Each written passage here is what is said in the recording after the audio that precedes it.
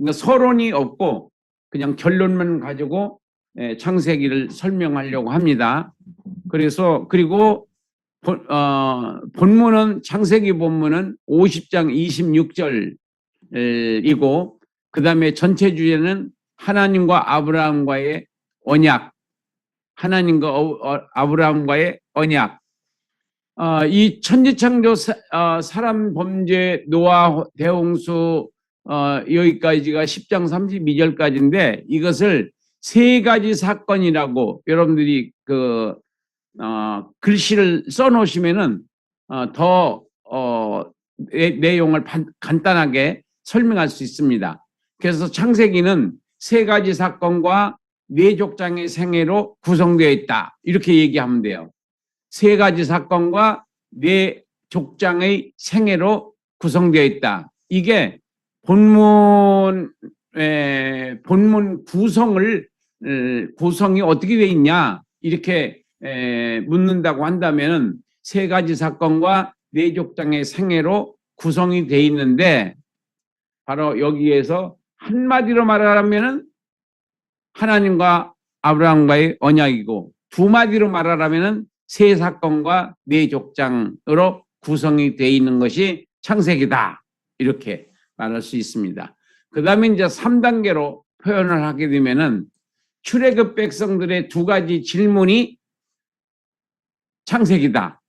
출애굽 백성들의 두 가지 질문이 창세기로 설명했다.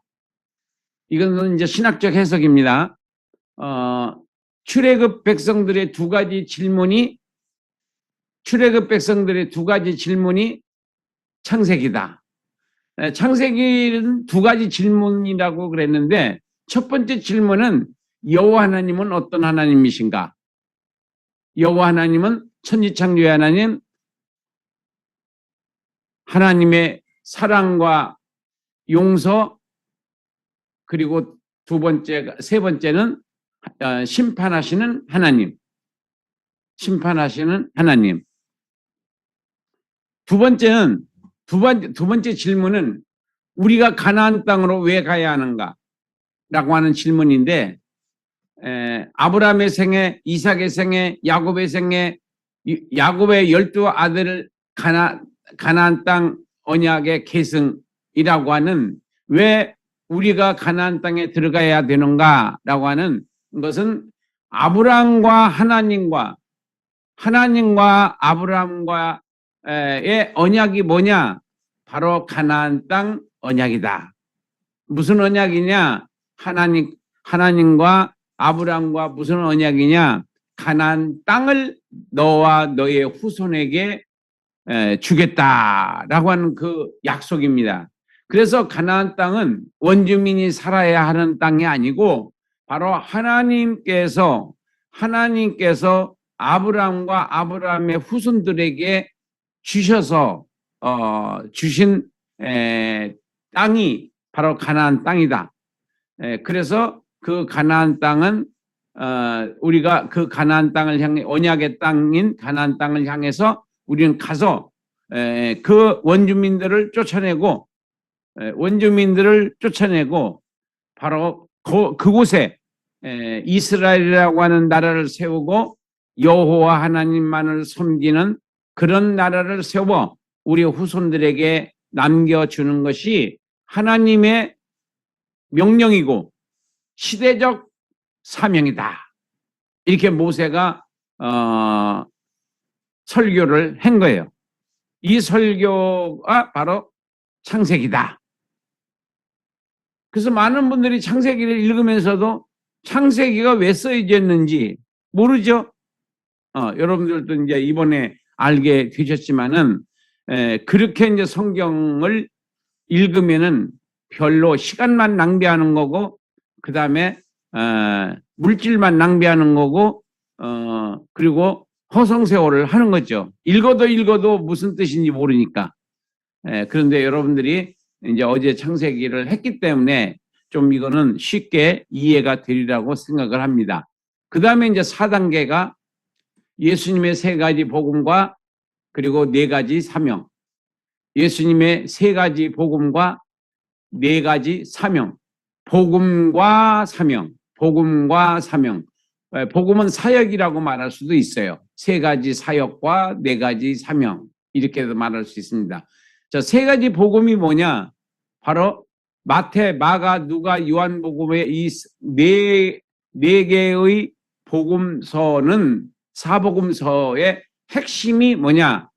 바로 회개하라, 천국이 가까이 왔다. 하나님의 사랑과 죄 용서의 길이 있다. 둘째 사명인 지옥이 있다. 회개하라. 그래서 이것을 더 간단하게 표현한다면 천국이 있다. 지옥이 있다. 세 번째는 지옥이 있다. 두 번째는 하나님의 용서의 길이 있다. 하나님의 용서의 길이 있다. 이렇게 우리가 해석할 수가 있겠습니다. 구속사적으로 해석할 때 그렇습니다. 신학적으로 해석할 때는 이 말이 되는 거예요.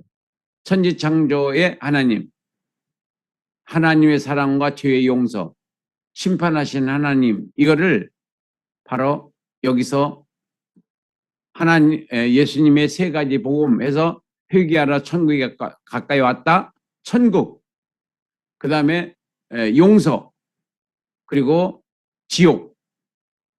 천국과 지옥 가운데 용서가 있는데, 용서를 통해서 예수를 믿으면은 용서를 받고, 예수를 안 믿으면 용서를 못 받는 이 복음을 하나님께서 인류에게 선물을 주신 거예요. 그 선물을 받아들이는 사람도 있고 받아들이지 않는 사람도 있습니다.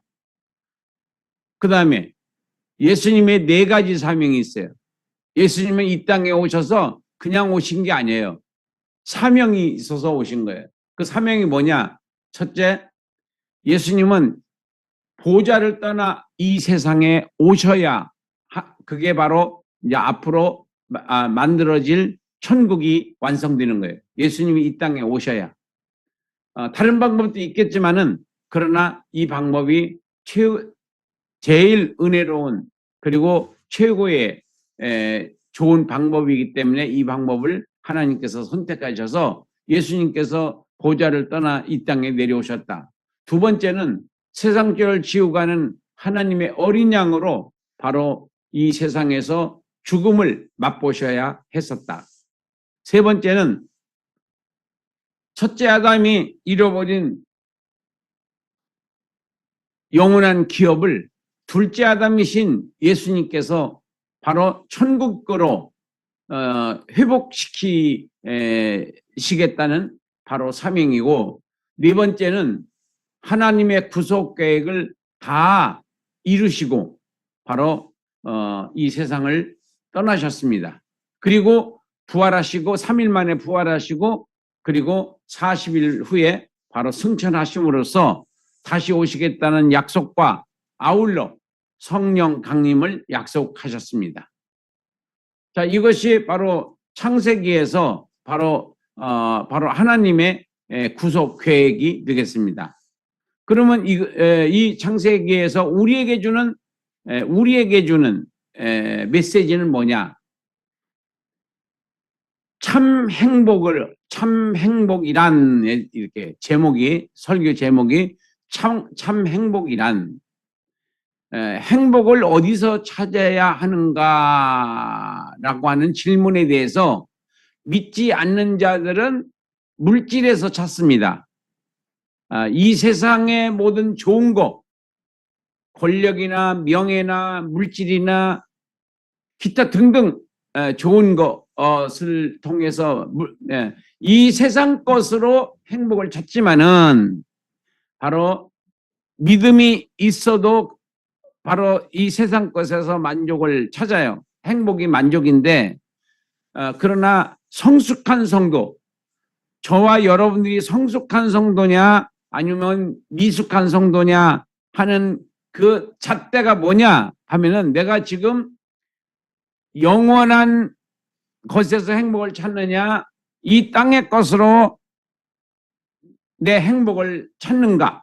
내 자신에게 거울로 비치듯이 비춰보면은 내가 아직도 미숙하구나, 아, 나는 성숙해졌구나 라고 하는 것을 자기 자신이 가늠해 볼 수가 있습니다. 그래서 성숙한 성도들은 바로 영생에서 행복을 찾습니다. 영생에서. 두 번째는 하나님의 사랑에서 행복을 찾습니다. 세 번째는 복음사에게 동참하는 것에서 행복을 찾습니다. 영생에서 행복을 찾습니다. 하나님의 사랑에서 행복을 찾습니다. 복음사에게 동참하는 것으로 행복을 찾습니다. 이게 바로 참 행복이다. 땅의 행복은 일시적인 행복이고 영원한 행복은 변하지 않아요. 이 세상에 물질이 있든 없든 권력이 있든 없든 명예가 있든 없든 우리는 하나님만 바라보고 가는 성도들이 바로 성숙한 성도들이다. 그 다음에 네 가지, 이 세 가지를 진짜 우리가 이걸 물어보면은 다 아멘 하죠. 영생의 행복을 찾습니까? 아멘. 하나님의 사랑에서 행복을 찾습니까? 아멘. 복음 사역에 동참하는 것에서 행복을 찾습니까? 아멘. 그렇게 하겠죠? 근데 그게 거짓말인지 사실인가를 확인하는 방법이 있어요. 그게 그 아멘이 거짓말인지 참말인지를 확인할 수 있는 방법이 있다. 이게 바로 네 가지 열매로 확인할 수 있다. 네 가지 열매로. 첫 번째, 죄의 악습을 끊는 회개의 열매. 말씀에 순종하겠다는 회개의 열매. 면류관을 바라보는 믿음으로의 회개의 열매. 모든 문제와 환경을 믿음의 눈으로 보겠다는 믿음의 열매. 이렇게 회개의 열매, 네 개의 회개의 열매, 네 가지의 회개의 열매. 죄의 악습을 끊는다. 말씀에 절대 순종한다. 면류관을 바라보고 살겠다. 모든 문제와 환경을 믿음으로 보는 믿음의 열매라고 할 때 회개의 열매. 지금까지 그렇게 못 살았으니까 회개의 열매. 네 가지의 회개의 열매를 통해서 이 세 가지가 확인될 수 있다. 내가 참 행복을 추구하는 자냐 아니면 세상적인 행복을 추구하는 자냐라고 하는 것을 우리가 확인할 수 있다는 겁니다. 그 다음 출애굽기입니다.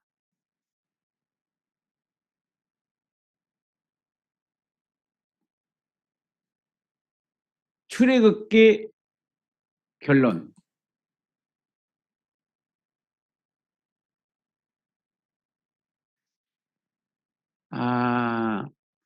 자, 창세기 결론을 다시 한번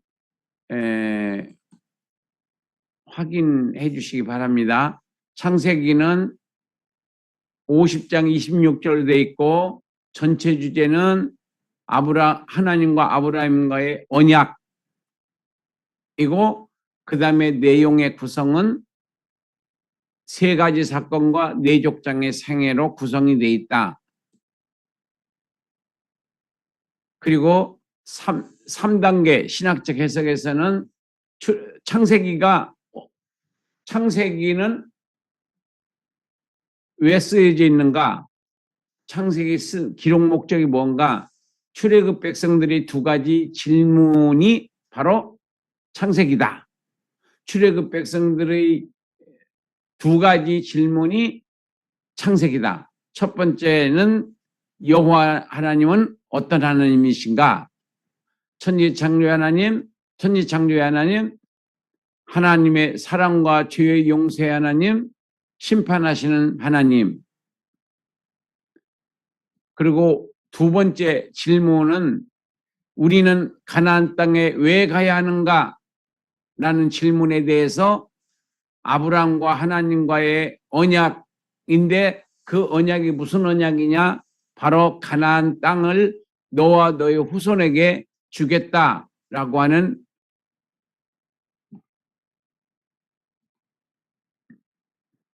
말씀이에요. 그 언약이에요. 그래서 그 언약대로 이스라엘은 가나안 땅에 들어가서 바로 여호와 하나님만을 섬기는 나라, 그 나라를 세워 바로 후손들에게 남겨주는 것이 하나님의 명령이고 시대적 요청이다. 이렇게 모세가 출애굽 백성들에게 설교한 것이 바로 출애굽기다. 창세기다. 이렇게 말씀드렸어요. 여기서 4단계 복음적으로 보면, 구속사적으로 보면은 예수님의 3가지 복음과 4가지 사명으로 구성되어 있는데, 예수님의 3가지 복음이란 바로 천국이 있다, 지옥이 있다, 용서가 있다. 천국이 있다, 용서가 있다, 지옥이 있다. 예수님을 믿어서 죄 용서함을 받으면은 천국에 가는 거고, 죄 용서함을 못 받으면은 지옥에 가는 것이다. 이게 바로 사복음서의 마태, 마가, 누가, 요한복음의 바로 핵심이다. 그 다음에 예수님의 4가지 사명에 대해서 알아보겠습니다. 예수님의 4가지 사명이란 보좌를 떠나 이 세상에 오시는 것이 그 첫 번째 사명이고, 세상 죄를 지고 가는 하나님의 어린 양으로 죽으시는 것이 두 번째 사명이고, 영생기업 첫 번째 아담이 잃어버린 에덴 동산을 두 번째 아담이신 예수님께서 바로 영원한 천국을 준비해서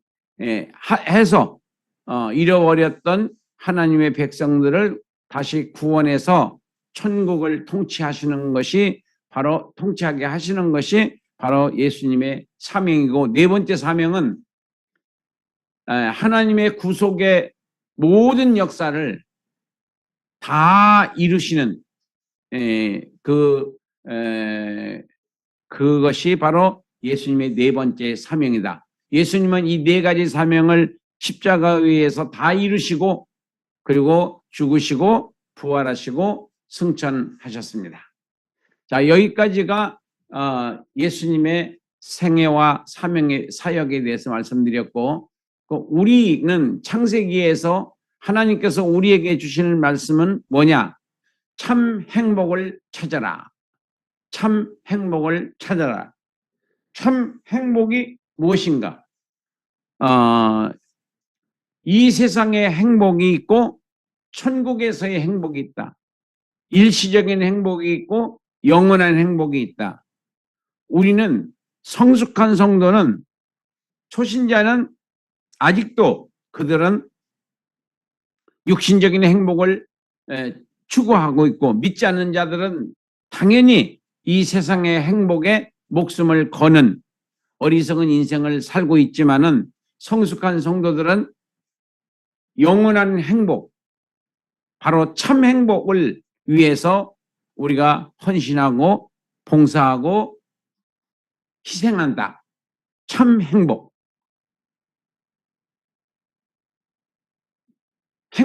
그 참 행복은 어디서 찾아야 하는가? 첫 번째는 우리가 영생을 받은 것에서 찾아야 한다. 두 번째는 하나님이 나를 얼마만큼 사랑하고 있는가? 독생자를 주실 정도로 나를 사랑하고 있다. 바로 하나님의 그 엄청난 사랑에서 우리는 행복을 찾아야 된다. 참 만족을 찾아야 된다. 세 번째는 내가 복음사역에 동참했을 때, 선교 헌금을 했다든지 아니면 복음사역에 도움이 되는 일을 내가 동참했다든지 했을 때에 그것으로 내가 행복해야 된다. 이 3가지 행복의 조건이 바로 참 행복이다. 왜냐하면 이 땅에서뿐만이 아니라 천국에서 받을 상급이 있기 때문에 바로 그런 일에 내가 동참했을 때는 나는 행복하게 느껴져야 된다는 거죠. 이 세상 것에서 행복을 찾지 말고 땅의 것에서 땅의 행복을 찾지 말고 천국이라고 하는 영원한 행복, 영원한 곳에서 하나님께로부터 받을 그 엄청난 축복과 상급을 생각하면서 행복해야 된다. 그 다음에 그것이 내가 정말 참 행복을 추구하느냐, 내가 영원한 행복을 추구하는 사람이냐 아니냐 하는 것은 바로 네 가지 열매로 확인할 수 있는데, 죄의 악습을 끊느냐 못 끊느냐. 끊으면은 내가 영원한 참 행복을 추구하는 자고, 끊지 못하면은 세상의 행복을 추구하는 자이다. 두 번째는 말씀의 순종을 위해서 내가 참으로 회개의 열매를 맺을 수 있느냐. 회개라는 것은 다시는 그 짓을 않는 것을 말하는 거니까. 그 다음에 세 번째는 면류관을 바라보는 회개의 열매. 내가 땅의 것을 소망 삼고 사는 것이 아니라 영원한 것의 소망을, 영원한 면류관을 소망하는 그런 면류관 소망을 내가 가지고 있느냐. 그것이 나한테 있느냐 없느냐에 따라서 내가 참 행복이냐 이 땅에서의 행복을 추구하는 자냐가 바로 결정 지어진다. 네 번째는 우리에게는 모든 문제가 있고 환경이 있고 질병이 있습니다. 이런 환경과 문제와 질병 앞에서 믿음의 눈으로 그 환경을 봐라. 그 문제를 봐라. 그 질병을 봐라. 그 환경을 봐라. 믿음의 눈으로 봐라. 그러면 그 이후에 올 주님의 축복, 주님의 위로, 주님의 역사를 바로 그 문제를 통해서, 그 환경을 통해서, 그 질병을 통해서 주님을 만날 수 있게 되고 주님과 동행할 수 있게 되는 거고, 주님을 경험할 수 있는 기회가 바로 문제와 환경과 질병이다. 그러니까 우리가 믿음의 눈으로 보면은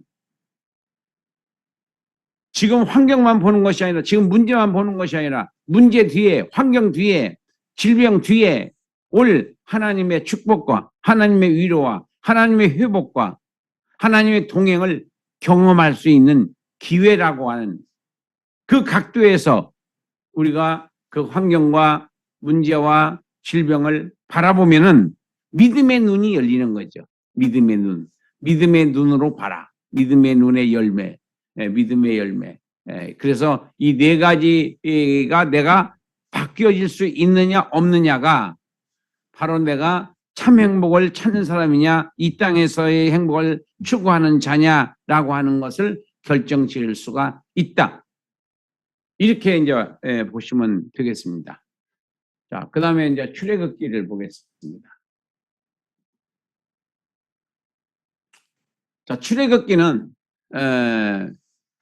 1장부터 40장 38절로 되어 있고, 전체 주제는 애굽에서 이스라엘 백성 구원, 애굽에서 이스라엘 백성 구원.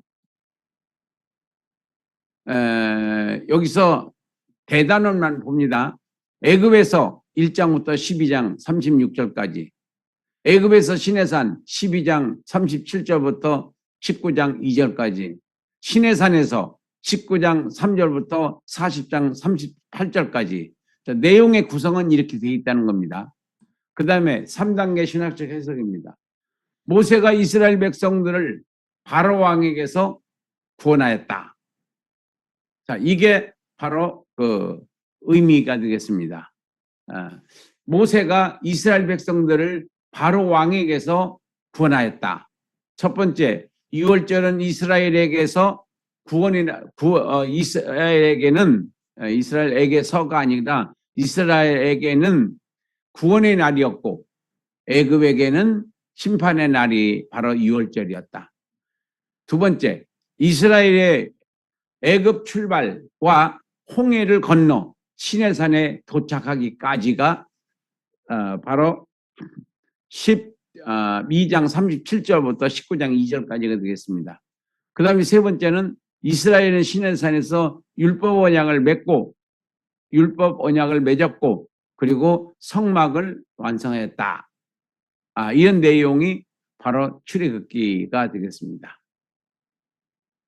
출애굽기를 구속사적으로 보면은 어떤 말씀이 되느냐면은 예수님께서는 택한 자기 백성들의 구원을 위해서 십자가의 길을 가셨다. 이렇게 전체 제목을 뽑았고, 그 다음에 1번, 예수님은 자신의 희생으로 택한 자기 백성들을 사탄에게서 구원해 주셨다. 근데 여기서 사탄은 그 바로 왕을 의미하는 겁니다. 바로 왕에게서 이스라엘을 구원해냈다. 이스라엘만을 구원했죠. 모세는. 그러나 예수님은 택한 자기 백성들은 전 인류를 의미하는 거예요. 택한 자기 백성들은 전 인류를 의미하는 것이다. 그 다음에 세 번째는 예수님은 새 성전으로 이 땅에 오셔서 새 언약으로 하나님이 찬양받게 하셨다. 새 성전, 바로 예수님의 육체입니다. 새 언약, 이것은 바로 보혈 언약입니다. 이렇게 해서 예수님께서는 인류를 구원하셨다. 그래서 우리가 이제 출애굽기는 구원의 성경이라고 볼 수 있어요. 구원. 그러니까 신학적인 해석에서는 이스라엘을 바로 왕에게서 모세가 구원했다는 거고, 구속사적인 면에서는 예수님을 통해서 전 인류 중에서 하나님께서 택하신 자기 백성들을 구원하시기 위해서 예수님이 죽으셨다는 겁니다. 이 모든 것은 하나님 우리 아버지께 영광을 돌리게 하시려는 하나님의 뜻이다.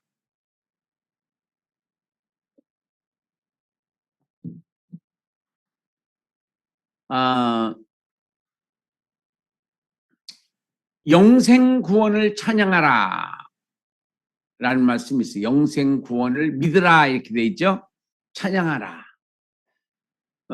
믿음이 있는 사람은 그 영생 구원을 주신 하나님께 찬양을 드리죠. 요한복음 3장 6절에 보면은 영으로 난 것, 성령으로 난 것은 영이요, 육으로 난 것은 육이요. 육으로 난 것은 육이요, 성령으로 난 것은 영이다. 우리가 가지고 있는 이렇게 소리나는 이 육체는 우리의 혈육 관계 부모로부터 나왔지만은 영은 성령으로 난 존재다. 그러니까 영과 육은 다른 세계입니다. 육신의 구원이라고 있어요. 마태복음 8장 23절로 27절에 보면은 바다에 풍랑이 일어나서 다 죽게 되었는데 제자들이 우리를 구원해 달라고 예수님 주무시는 예수님을 깨웠어요. 그랬더니 일어나셔서 바다를 잔잔케 하시고 그들을 구원하여 주셨어요. 이것도 구원이라고 그래요. 그러니까 칭의 구원도 구원이고 육신 구원도 구원이고 바로 성화 구원도 구원이다. 근데 그 의미는 다르다. 영의 구원, 그 다음에 육신 구원, 그 다음에 성장하는 구원, 성화 구원, 멸류관 구원 다 똑같은 의미죠. 이렇게 우리가 출애굽기를 마칠 수가 있겠습니다. 그 다음에 레위기.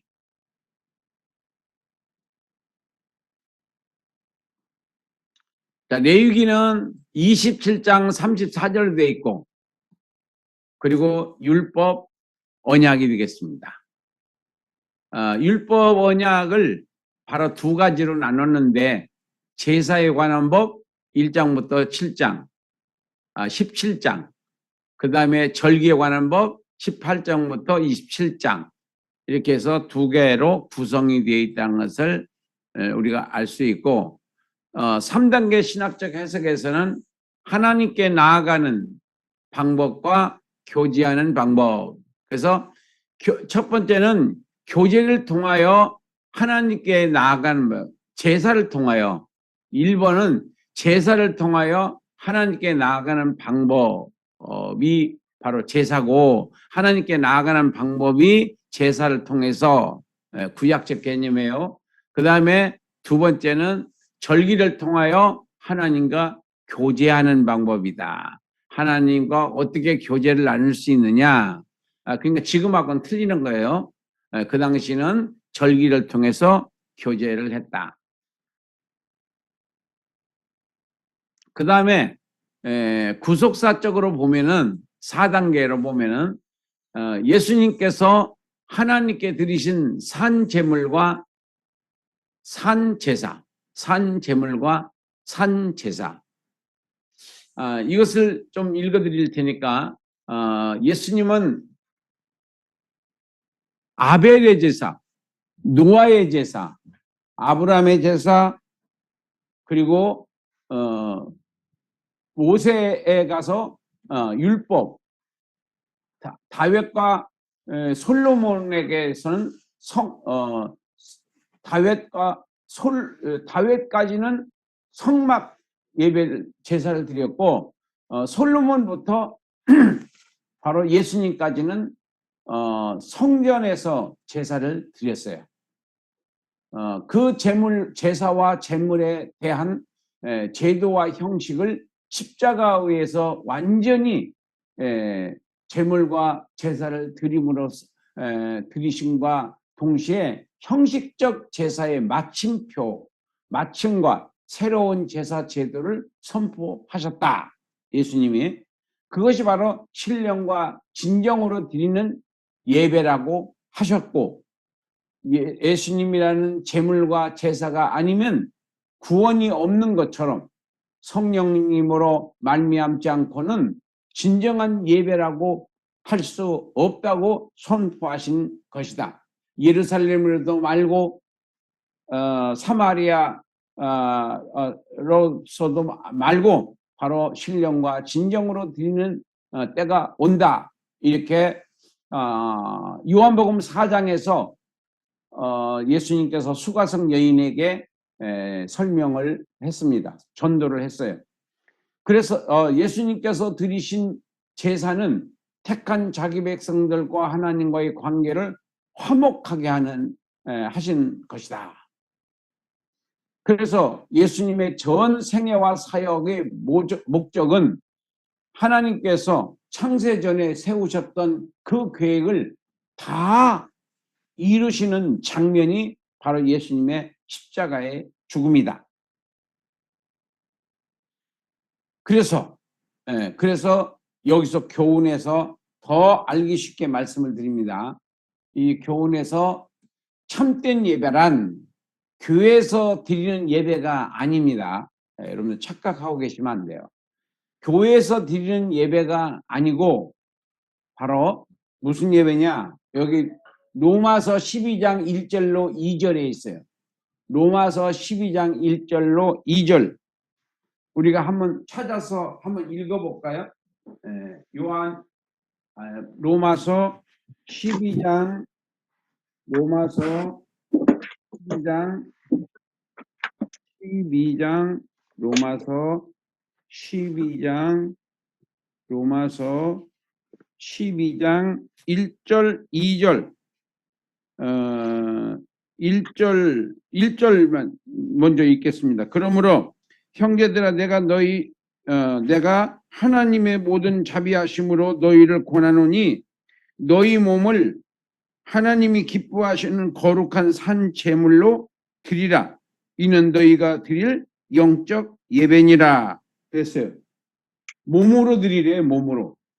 이게 무슨 말이냐 하면은 12장 전체가 그 영적 예배가 뭐고 신령한 예배가 뭐고 몸으로 드리는 예배가 무엇인지를 12장 전체에서 1절은 바로 서론이고 나머지의 본론과 결론이 12장 전체를 읽어보시면은 제사와 예배가 뭐다라고 하는 것을 알 수 있어요. 그게 뭐냐? 1단계가 신앙생활의 1단계는 교회에서 드리는 주일 예배이고 신앙생활의 2단계는 바로 말씀을 생활에 적용하는 것이다. 말씀을 생활에 적용하는 것이다. 이렇게 여러분들이 이해를 하시면 되겠습니다. 그래서 지금까지는 우리가 교회에서 예배 드리는 것이 이런 1단계, 2단계를 몰랐었고 지금까지 그렇게 가르치지를 않았기 때문에 그냥 교회에서 예배 드리면 끝나는 줄 생각을 했었지만은 성경을 자세히 들여다보면은 교회에서 드리는 예배는 신앙생활의 1단계라는 거예요. 1단계. 여기서 훈련을 받고 그 다음에 실질적으로는 생활에서 우리가 그 말씀을 적용하는 것이 그 영적 전쟁에서 이기는 거고 적용하지 못하는 성도들은 지난 주일날 예배 드리는 것은 가짜다 이게. 진짜는 바로 생활에서 결론이 지어지는 거예요. 열매로 나타나는 거예요. 열매가 있는 자와 열매가 없는 자.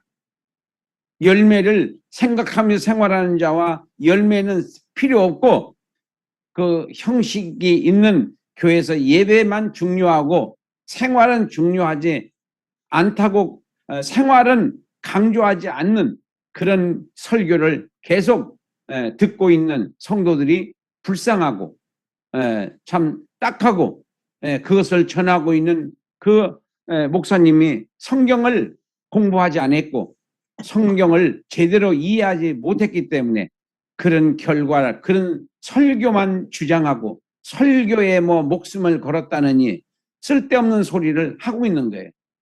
설교, 말로 하는 설교는 바로 말씀을 예수님께서 말씀만 하셨지 않았어요. 실질적으로 몸으로 이 세상에 사람의 몸을 입고 이 땅에 내려오셔서 십자가에 죽기까지 자기를 낮추심으로 말미암아 바로 하나님 아버지께서 예수님을 높여서 바로 천하의 모든 만물이 바로 예수님을 주라고 시인을 해야 구원을 받을 수 있는 이 복음을 선포하셨던 겁니다. 그래서 생활이 중요하다고 하는 것을 다시 한번 확인하시는 여러분들 되기를 바랍니다. 자, 민수기는 36장 13절로 되어 있어요. 36장 13절.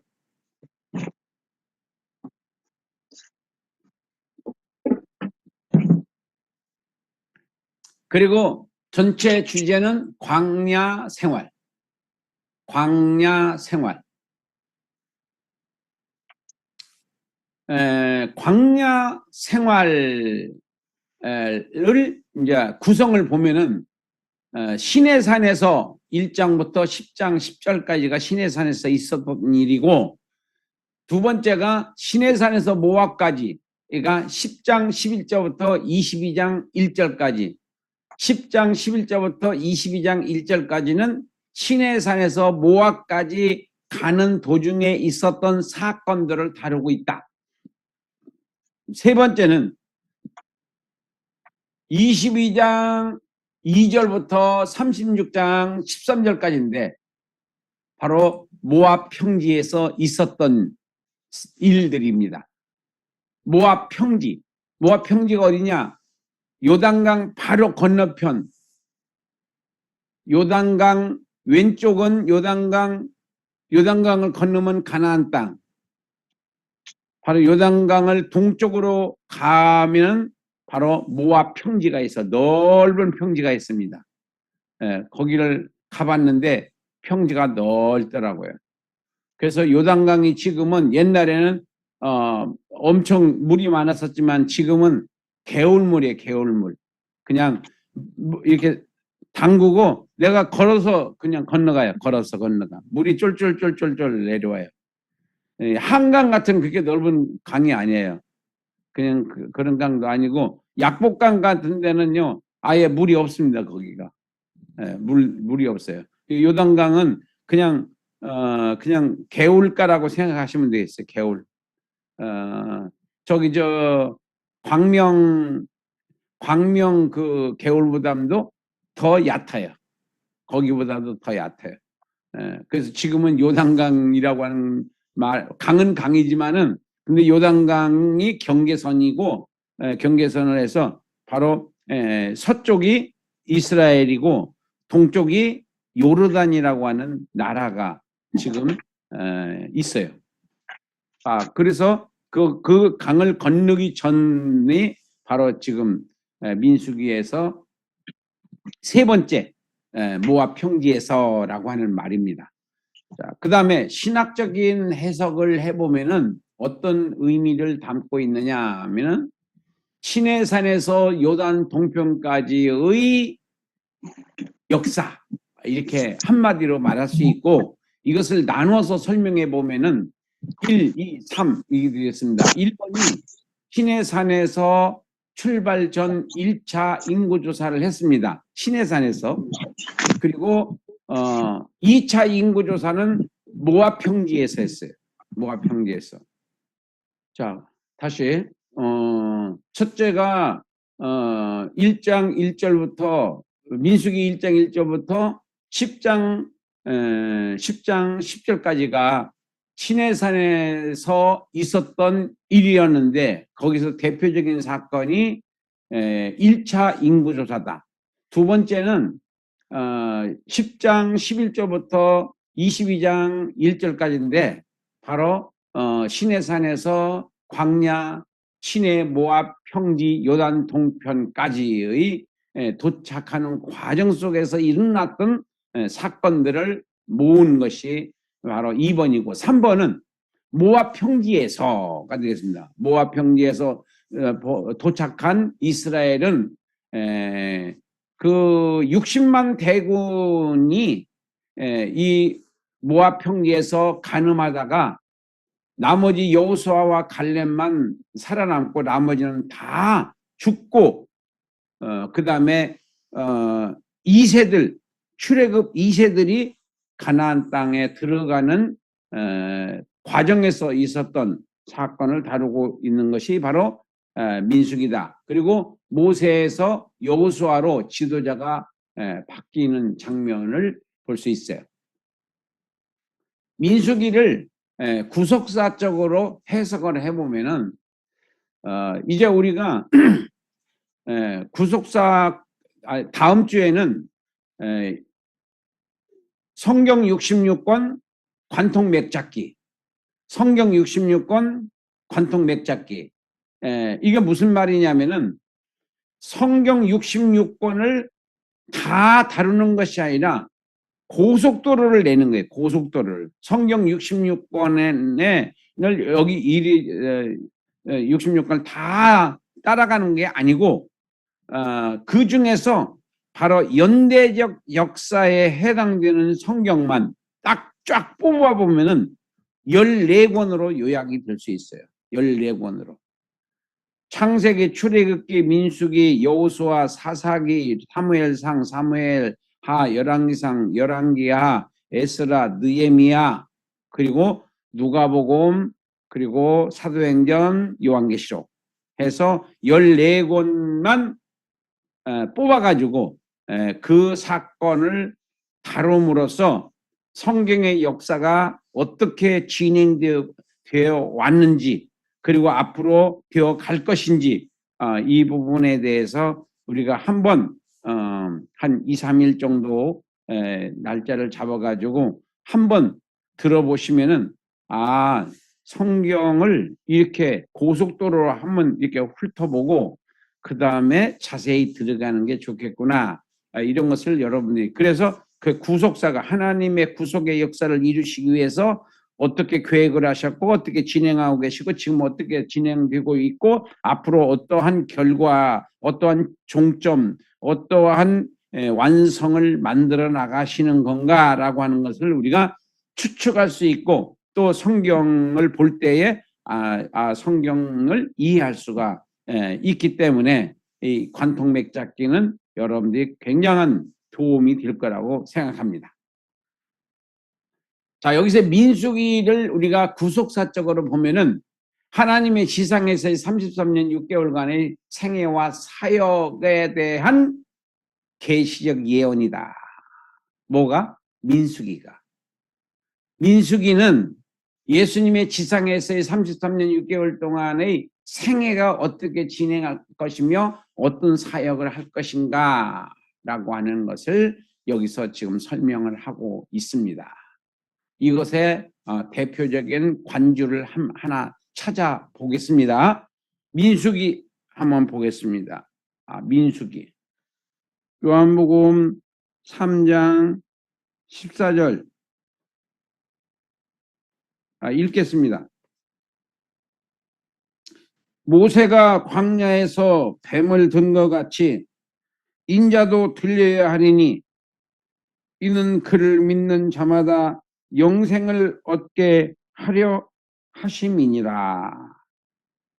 모세가 광야에서 뱀을 든 것 같이. 그 다음에 민수기 21장 9절 보겠습니다. 민수기 21장 9절. 민수기 21장 9절. 민수기 21장 9절. 민수기 21장 9절을 보겠습니다. 모세가 놋뱀을 만들어 장대 위에 다니 뱀에게 물린 자가 놋뱀을 쳐다본 적 모두 살더라. 자, 성경을 이렇게 보는 것이 구속사적인 방법으로 보는 거예요. 그러니까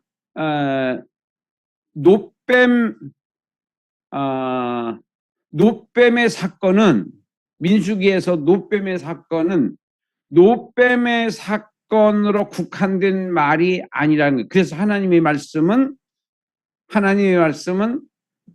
바로 예수님을 통해서 완성된다.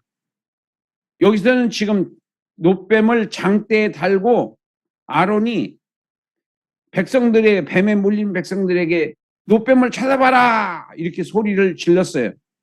그래서 믿고 그 놋뱀을 쳐다본 사람들은 치료함을 받았고, 그거 쳐다본다고 해서 이 독이 빠지냐 이렇게 생각하고 안 쳐다본 사람들은 다 죽었습니다.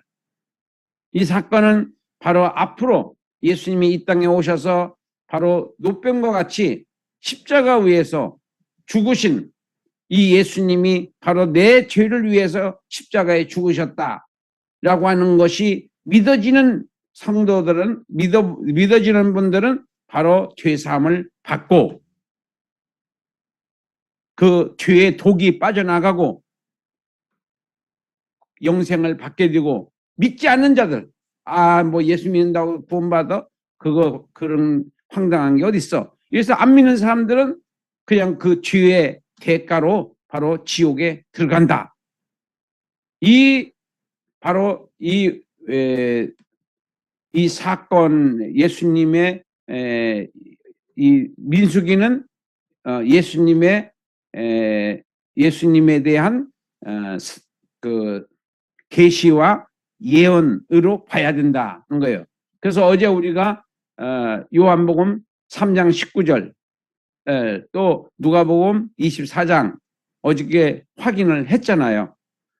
그렇게 봐야 한다, 성경을. 그래서 여러분들이 성경을 단순하게 사건 중심으로 보면은 그것은 진정한 메시지를 뽑아낼 수 없다는 거예요. 복음다운 복음이 아니기 때문에 생명력이 없고, 그 다음에 100편을 들었는데도 아무런 변화가 없는 겁니다. 설교를 하는 사람들은 책임을 져야 될 겁니다, 아마. 그래서 예수님을 전하지 않고 자꾸 딴소리 성경이나 해석하고 앉아있고, 예수님은 없어요. 설교를 하는데 예수님이 한마디도 안 나오는, 그리고 뭐 어부지리로 예수님을 끼워 넣는 그런 잘못된 설교를 계속하고 있습니다. 자, 그래서 여기서 지금 땅에서 30년간 생애는 사역을 위한 준비의 기간이었고, 예수님 그리고 예수님의 3년 6개월 기간은 사명에 충성하는 사역의 기간이셨다. 마지막으로 마지막 8일간의 고난과 죽음과 부활은 예수님 사역의 바로 결론이었다. 마지막 8일간의 고난과 죽음과 부활은 예수님 사역의 결론이었다. 그래서 우리가 복음서를 이렇게 세 개로 나눴습니다. 여러분들 복음서 개관 성경을 보시면은 이렇게 세 개로 나눠져 있어요. 대단원 주제가 세 개로 나눠져 있습니다. 사역 이전, 사역, 마지막 사역 이렇게 세 가지로 나눠져 있습니다. 그 다음에 교훈, 성도의 생활은 순례자의 길이다. 그러니까 순례자의 길이라는 말의 의미는 바로 우리는 천국을 향해서 가는 나그네다. 우리는 나그네지 장롱 들여다 놓고 집에서 아주 평안하게 사는 자들이 아니다. 성도는. 그 성도라고 하는 그 말의 의미가 바로 순례자인데 그 순례자라는 의미가 뭐냐? 우리는 나그네다.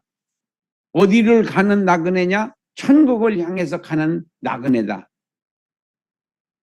나그네가 이 땅에서 집 잘 짓고 뭐 잘 먹고 잘 살고 아예 여기서 뭐 몇천 년 동안 살 것 같은 그런 착각에 젖어 있는 성도들이 얼마나 많습니까? 천국을 준비하지 않고 천국 갈 준비를 하지 않고 이 땅에서 보험 들어도 천국 보험을 드는 것이 아니라 이 땅에서의 보험만 들어요. 천국의 보험은 안 들어. 자, 그래서 우리가 성경을 배워야 되고 그 다음에 복음을 복음답게 전하는 그 메신저를 만나야 되는 것입니다. 생활이 뭐냐? 생활은 말씀을 적용하는 기간이다. 기회다. 이렇게 말할 수가 있겠습니다. 세 번째는 영적 전쟁의 성공과 실패는 경건 생활이 열쇠다. 경건 생활이 열쇠다. 아침 저녁마다 말씀과 기도로 무장되어져야 아침과 저녁마다 말씀과 기도로 무장해야 믿어지고 실천하는 말씀이 성령의 검이 될 수 있다. 기도는 말씀이 믿어질 때까지 하는 것이 기도다. 그냥 슬쩍 하는 기도는 안 하는 것보다 낫겠지만은 말씀이 믿어질 때까지 기도를 해야 한다. 믿음이 없이는 하나님을 기쁘시게 할 수 없다. 믿음으로 생활을 해야 된다는 것이 되겠습니다. 자, 그 다음에 신명기는 34장 12절이 되겠습니다. 그리고 율법 정리.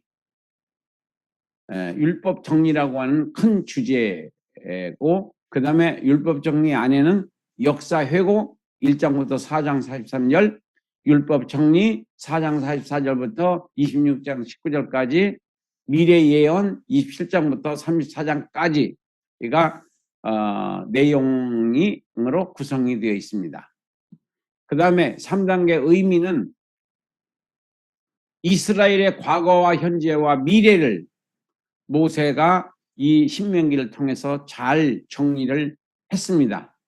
그래서 첫 번째 민수기는 과거 역사의 반역의 역사 회고로 교훈을 주고자 했다.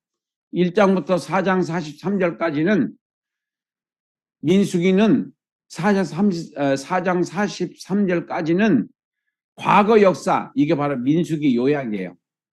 민수기 요약. 무슨 요약이냐? 과거 반역의 역사, 과거 반역의 역사 회고로 너희 조상들처럼 하나님을 반역하지 말아라 라고 하는 교훈이 1장 1절부터 4장 43절까지다. 두 번째는 레위기를 재편집한 편집과 그 다음에 율법의 재정리로 후손들, 그 다음에 그 출애굽 2세들이 잘 교육을 받을 수 있는 하나의 교과서를 만드는 것이다. 세 번째 대단원, 세 번째 대단원은 현재 생활의 율법 실천에서 미래가 결정된다. 그러니까 너희들의 율법을 현실에서 율법을 실천하느냐 안 하느냐에 따라서 너희들의 미래의 바벨론으로 끌려갈 것이냐 아니면 가나안 땅에서 영구적으로 살 것이냐라고 하는 것이 너희들이 지금 생활에서 결정 지어진다. 이렇게 이제 모세는 설명을 하고 있습니다. 자, 이 말씀을 이제 하나님의 관점에서 보게 되면은 예수님의 과거, 예수님의 현재, 예수님의 미래로 우리가 해석할 수가 있습니다. 먼저 예수님의 과거는 천지창조 이전의 예수님은 이렇게 되는 거죠. 천지창조의 예수님은 삼위 하나님 중 한 분이셨다. 하나님이에요. 빌립보서 2장 6절에 보면은 하나님과 동등됨으로 여기지 아니하시고 자기를 비어 종의 몸으로 이 땅에 오셔서 십자가에 죽기까지 낮아지셨느니라. 그러므로 하나님 아버지께서 예수님을 높여서 천하 모든 인류와 천하 만물이 다 예수님의 무릎에 꿇게끔 예수님을 주라고 신하게끔 그래서 예수님을 높여 주셨다. 그 다음에 두 번째는 자기 백성들이 구원을 위해 이 땅에서 십자가의 고난과 죽음을 당하셨다. 그래서 그 예수님은 바로 이렇게 자기를 희생시키셨다 하는 겁니다. 그러니까 율법의 완성은 바로 예수님의 생애와 사역을 통해서 완성된다. 율법은 예수님의 사역으로 완성된다. 율법은 예수님의 사역으로 완성된다. 재림 이후의 예수님은 어떻게 되는가? 미래의 예수님, 만왕의 왕으로 택한 자기 백성들을 통치하시고 그리고 믿지 않는 자들은 불순종의 자들은 심판하여서 바로 백보자 심판을 통해서 바로 지옥으로 쳐넣는 그런 어마무시한 분이 바로 예수님이십니다. 아기 예수의 사역은 지나가셨고 이제는 심판주이시고 만왕의 왕으로 우리 앞에 서게 될 것입니다.